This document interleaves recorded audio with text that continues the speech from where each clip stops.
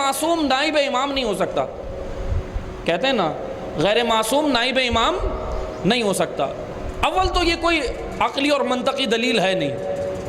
جب مالک اشتر نائب امام بن سکتے ہیں, جب محمد بن ابی بکر مالک نائب امام بن سکتے ہیں, جب مسلم ابن عقیل نائب امام بن سکتے ہیں, ہے نا, یہ سارے یہ معصوم تھے, غیر معصوم تھے نا, امام تو نہیں تھے یہ لوگ, کوئی نبی تو نہیں تھے. کتنی سرزمینوں پر بھیجے امام نے. یہ محمد بن مسلم ثقفی امام صادق علیہ السلام کے یہ شاگرد ہیں. ایک شخص آیا, آ کر امام صادق علیہ السلام کو کہنے لگا مولا, کوئی مسئلہ دریافت کیا, اس نے فقہی مسئلہ تھا, آ کر کہنے لگا امام معصوم, اب توجہ سے سنیں, امام معصوم موجود ہیں, آ کر امام کو کہنے لگا کہ فلاں فقہی مسئلہ ہے, اس کا جواب دیں.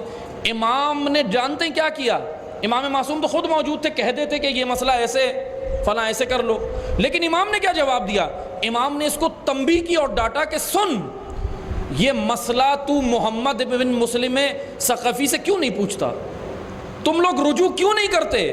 کہا کہ مولا ہم آپ کی جانب آئیں. اس نے کہا کہ ہم آپ کی جانب آئیں, تو امام نے جانتے ہو یہاں کیا جواب دیا, امام نے کہا کہ تم بے شک میری جانب آئے ہو, لیکن وہ محمد ابن مسلم ثقفی فقیہ دین ہے, دین کا فقیہ ہے, جا کر اس سے مسئلہ پوچھو. یعنی امام نے بتا دیا کہ تم جو کہہ رہے ہو ہم ڈائریکٹ امام سے بات کریں گے.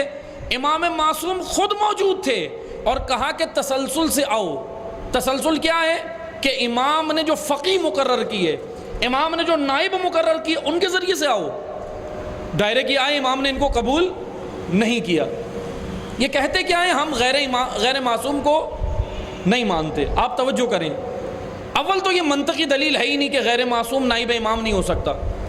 لیکن اگر چلیں بالفرض ہم نے آپ کی بات مان لی, تو چلو آؤ بیٹھو, ایک فیصلہ کرتے ہیں, ایک بات کرتے ہیں, ہم آپ کی بات چلو ٹھیک ہے مانتے ہیں, آؤ بیٹھو. آپ کہتے ہو غیر معصوم نائب امام نہیں ہو سکتا, تو پھر یہ بتاؤ غیر معصوم وکیل حق زہرا کیسے بن گیا, غیر معصوم وکیل ولایت کیسے بن گیا. کیونکہ وہاں تمہاری دکانیں, ولایت کے نام پہ تم نے اپنی دکانیں کھولی ہوئی ہیں, حق زہرا کے نام پہ تم نے دکانیں کھولی ہوئی ہیں. وکیل حق زہرا غیر معصوم ہو سکتا ہے, وکیل ولایت ہو سکتا ہے, خطیب ولایت, سب کچھ غیر معصوم ہو سکتا ہے, صرف نائب امام اور فقی غیر معصوم نہیں ہو سکتا. اس کو ہم نہیں مانتے. یہ کون سے دلائل ہیں, یہ کون سی, یہ بچکانہ دلائل بھی نہیں ہے. بعض ہوتے ہیں بچکانہ دلائل, یہ تو کوئی دلیل ہی نہیں ہے, دلیل کے زمرے میں نہیں آتی یہ باتیں. اس طریقے سے آ کر یہ سادہ لو عوام کو گمراہ کر رہے ہیں کہ غیر معصوم یہ نہیں ہو سکتا, غیر معصوم یہ نہیں ہو سکتا. پھر کہتے ہیں امام پردہ غیب میں تو نہ نماز جمعہ ہوگی, نہ عیدین کی نماز ہوگی, نہ کچھ بھی نہیں ہوگا. چلو پھر آؤ بیٹھے ایک کام کرتے ہیں, امام پردہ غیب میں کچھ بھی نہیں کرتے, نہ آج سے ہم کھانا کھائیں گے, نہ آج سے شادیاں کریں گے, نہ بچے پیدا کریں گے, کچھ بھی نہیں کرتے, کیونکہ امام جب آئیں گے پھر کریں گے.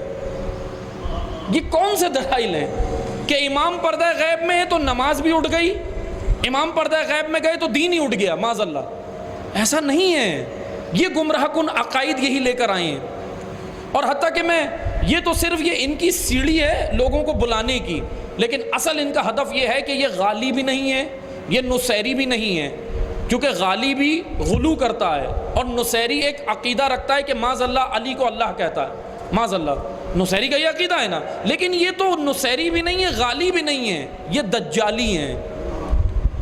کیونکہ دجالیت ایک فتنہ ہوتا ہے, یہ فتنہ برپا کرنے آئے ہیں, اور فتنے کا کوئی عقیدہ نہیں ہوتا, فتنے کا کوئی دین نہیں ہوتا. عقائد کے اوپر علم کلام بحث کرتا ہے, علم کلام میں اس پہ بحث ہی نہیں ہو سکتی. کیوں نہیں ہو سکتی؟ کیونکہ فتنہ ہے. فتنوں کے اوپر کوئی بحث نہیں ہوتی, فتنوں کی سرکوبی کی جاتی ہے, فتنوں کے اوپر بات نہیں کی جاتی.